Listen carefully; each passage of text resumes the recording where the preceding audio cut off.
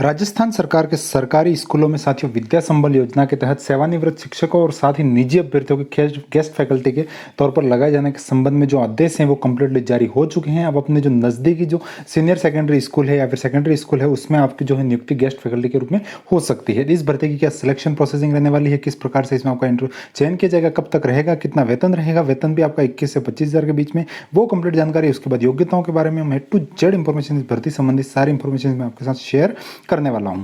नमस्कार दोस्तों, education job helpline की एक और हेल्पफुल और लेटेस्ट इंफॉर्मेशन वीडियो में आप सभी का स्वागत है।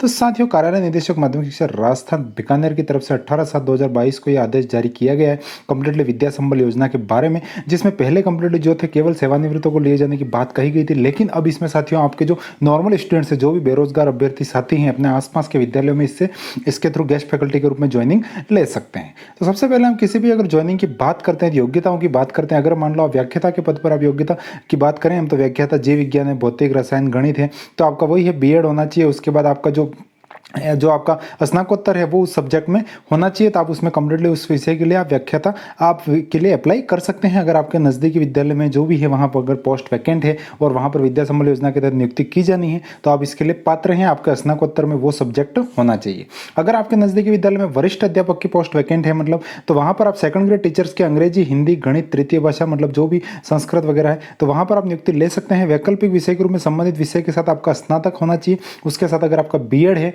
जो भी पोस्ट रिक्त है वो आपका ग्रेजुएशन में वो सब्जेक्ट होना चाहिए। और उसके बाद अगर आपका बीएड है तो आप उसके लिए कंप्लीटली एलिजिबल हैं, वरिष्ठ अध्यापक के लिए अप्लाई कर सकते हैं। वहीं साइंस के लिए भी वहीं सेम ग्रेजुएशन में 2 वैकल्पिक विषय हैं, तो उस अकॉर्डिंग आप अप्लाई कर सकते हैं। लिस्ट में कंप्लीटली देख सकते हैं। एसएस के लिए वहीं सेम प्रोसेस है, आपके इतिहास, भूगोल, अर्थशास्त्र, राजनीति विज्ञान, समाजशास्त्र, लोक प्रशासन, उनमें से ग्रेजुएशन में कोई 2 सब्जेक्ट होने चाहिए, तो आप उसके लिए वरिष्ठ अध्यापक सामाजिक विज्ञान का जो पद है उसके लिए अप्लाई कर पाएंगे। लेवल 2 का अगर मान लो आप अंग्रेजी गणित के अध्यापक टीचर बनना चाहते हैं, वहां पर अगर पोस्ट वैकेंट में संविदा पर नियुक्त होना चाहते हैं गेस्ट फैकल्टी के रूप में, और न्यूनतम 50% अंकों के साथ गणित, अंग्रेजी वैकल्पिक विषय के साथ आपका ग्रेजुएशन होना चाहिए। साथ ही बीएड प्लस अध्यापक लेवल 1 और लेवल 2 के लिए साथियों रीट लेवल 2 परीक्षा उत्तीर्ण जिसकी वैधता अवधि समाप्त नहीं की गई हो, तो आपके यहाँ पर लेवल 1 लेवल 2 दोनों के लिए जो अध्यापक है उनके लिए रीट की वैधता मांगी गई है। और लेवल 1 के लिए 50% अंकों के साथ आपका डीएलएड होना चाहिए और लेवल 1 का सर्टिफिकेट होना चाहिए। लेवल 2 के लिए बीएड प्लस लेवल 2 का आपका सर्टिफिकेट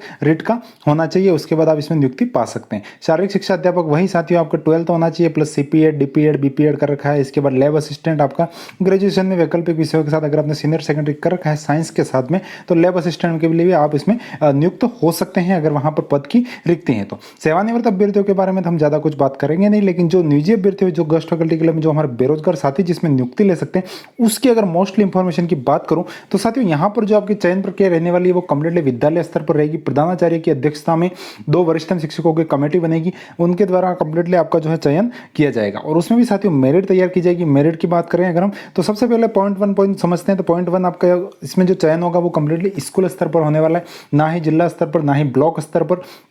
आपके नज़दीकी विद्यालय में जितने भी वैकेंसीज होगी जो भी है, आपको अपने जो नज़दीकी विद्यालय वहीं पर आपको फॉर्म अप्लाई करना होगा और उससे अकॉर्डिंग आपको वहां पर जो कमेटी बनेगी उस अकॉर्डिंग आपका चयन किया जाएगा। संस्थान प्रधान द्वारा जो रिक्तियों का प्रकाशन है वो विभागीय वेबसाइट नोटिस बोर्ड पर रहेगा और प्लेटफॉर्म पर किया जाएगा।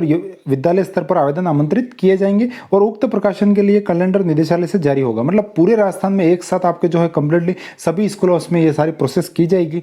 तो वो अभी कैलेंडर कंप्लीटली जारी नहीं किया गया, जैसे ही जारी होगा तो आपको हमारे टेलीग्राम चैनल पर इंफॉर्मेशन दे दी जाएगी। तो टेलीग्राम चैनल ज्वाइन करने का ये बेनिफिट है, आपको हर जो खबर होती है, अपडेट होती है, वो सबसे पहले यहाँ पर आपको देखने को मिल जाती है। तो पेमेंट की जैसे आप बात करें, मानदेय का स्लैब है यहाँ पर, अगर लेवल 1 लेवल 2 टीचर्स बनते हैं तो आपको प्रति घंटा 300 रुपये और अधिकतम आपको 21,000 रुपये पे मिलेगा। सेकंड ग्रेड के लिए अगर हम बात करें 25,000 रुपये, लेक्चरर के लिए 30,000 रुपये, पीटीआई 21,000। मतलब अगर आप देखते हैं घर के पास अगर आपको पोस्टिंग मिल रही है तो उसमें काफ़ी अच्छा वेतन इसमें पे आउट आपको देखने को मिलेगा। ये न्यूज़पेपर की खबर है, उसके अकॉर्डिंग भी हमने टेलीग्राम पर आपको उपलब्ध करवाई थी। तो इस भर्ती संबंधी जो भी आगे की खबर के लिए हमारा टेलीग्राम चैनल ज्वाइन कर लीजिएगा। मैं डिस्क्रिप्शन में भी लिंक आपको दे दूंगा जिससे आपको कंप्लीट इंफॉर्मेशन मिल पाएगी। तो साथियों यहाँ पर अगर आप मान लो रिक्तियों के लिए आपके मान लो एक से अधिक आवेदन आने हैं तो उसमें वरीयता सूची तैयार की जाएगी। साथियों, वरीयता सूची तैयार करने का फॉर्मूला ये रहेगा कि जो भी शैक्षणिक योग्यता के जो दस्तावेज जो होगा, डिग्री होगी, उसका 75% रहेगा। मतलब बीएड है आपका, बीएसटीसी कंप्लीटली जो ग्रेजुएशन है आपका, मतलब स्नातक है, स्नाकोत्तर है, तो उसका 75%।